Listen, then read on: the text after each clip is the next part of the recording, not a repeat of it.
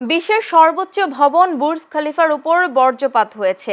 বজ্রপাতের এই ছবি ইতোমধ্যে সামাজিক যোগাযোগ মাধ্যমে শেয়ার করেছেন সংযুক্ত আরব আমিরাতের ক্রাউন প্রিন্স শেখ হামদান বিন মোহাম্মদ বিন রশিদ আল মাকতুম। বৃহস্পতিবার থেকে টানা বর্ষণ ও ঝড়ো হাওয়া শুরু হয় দুবাইয়ে। সেই সময়ই বজ্রপাত ঘটে বুর্জ খলিফায়। এতে অবশ্য ভবনটির কোনো ক্ষতি হয়নি, কারণ ভবনটি যেন বজ্রপাত প্রতিরোধ করতে পারে সেভাবেই সেটির নকশা করা হয়েছে।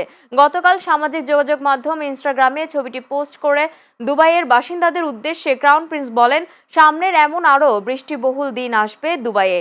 বাসিন্দারা যেন সেই অনুযায়ী প্রস্তুতি নিয়ে রাখেন। আমিরাতের জাতীয় আবহাওয়া দপ্তর ন্যাশনাল সেন্টার অব মেটেরোলজি জানিয়েছে, লোহিত সাগরে সৃষ্ট একটি নিম্নচাপের প্রভাবে ঝড় বৃষ্টি শুরু হয়েছে দুবাইয়ে।